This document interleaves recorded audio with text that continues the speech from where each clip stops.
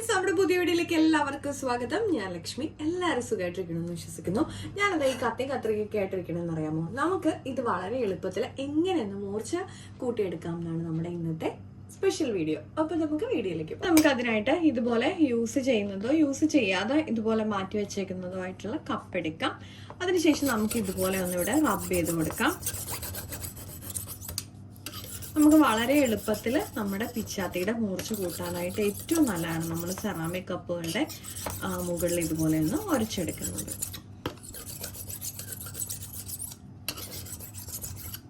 ഇത് കണ്ടോ, പെട്ടെന്ന് തന്നെ നമുക്കിത് നല്ലപോലെ ഷാർപ്പനായിട്ട് കിട്ടും. നമുക്കതുപോലെ തന്നെ ചെയ്യാവുന്നതാണ് നമ്മുടെ കത്രികകളുടെ മൂർച്ച കൂട്ടുന്നതും. ഇതുപോലെ തന്നെ നമുക്ക് ജസ്റ്റ് ഒന്ന് ഇതുപോലെ ഒന്ന് റബ്ബ് ചെയ്തെടുക്കാം.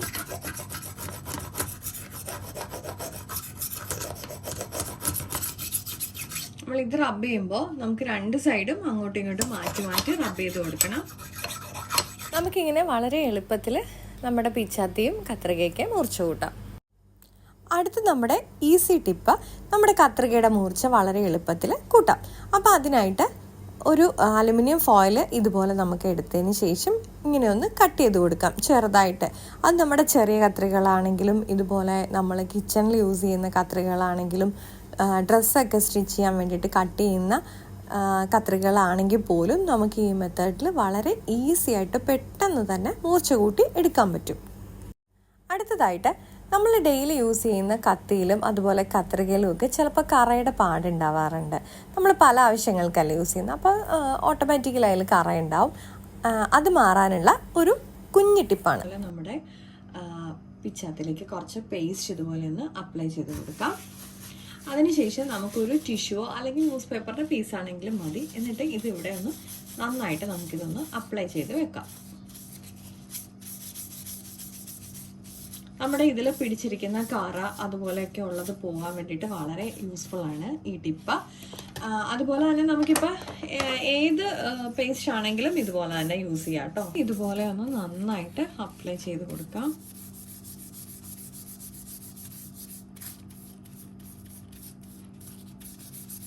ഉപയോഗിച്ച ആ പേപ്പർ തന്നെ ഒന്ന് ഞാൻ നനച്ചെടുത്തിട്ടുണ്ട്. എന്നിട്ട് നന്നായിട്ട് നമുക്കൊന്നിത് തേച്ച് കൊടുക്കാം. അപ്പോൾ ഇങ്ങനെ നമ്മൾ നല്ല ബലത്തിൽ ഒന്നുകൂടെ നമ്മളിതൊന്ന് തേച്ച് വരുമ്പോഴത്തേക്കും ഇതുമേലുള്ള കറയെല്ലാം ഇത് കണ്ടോ പോകുന്നത്. നമ്മൾ നേരത്തെ ഷാർപ്പൺ ചെയ്ത വീഡിയോ നോക്കിയിട്ട് ഇത് നോക്കുന്നവർക്ക് ശരിക്കും ചേഞ്ച് മനസ്സിലാവും. ഞാൻ ഷാർപ്പൺ ചെയ്ത സമയത്ത് ഇതിൽ നമ്മൾ ഉപയോഗിച്ചിട്ട് വെച്ചേക്കുന്നതുകൊണ്ട് ആ പാടുകളൊക്കെ ഉണ്ടായിരുന്നു. ഇപ്പം കണ്ടോ അത് മങ്ങി വരുന്നത്. അപ്പം നമ്മൾ നന്നായിട്ട് ഇങ്ങനെ ഇതുപോലെ തന്നെ ഒന്ന് തേച്ച് എടുത്താൽ മതി.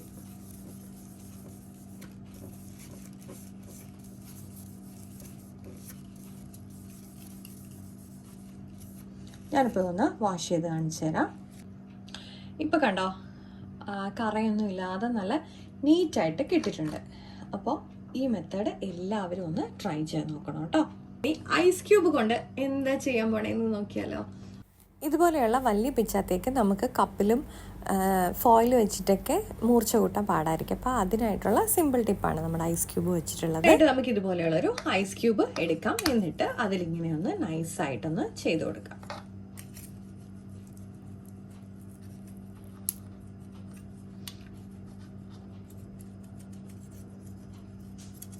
ഇതിൻ്റെ ഷാർപ്പായിട്ടുള്ള എഡ്ജിൻ്റെ ഭാഗം നോക്കി വേണം നമ്മൾ ഇതുപോലെ ഒന്ന് ചെയ്ത് കൊടുക്കാനായിട്ട്.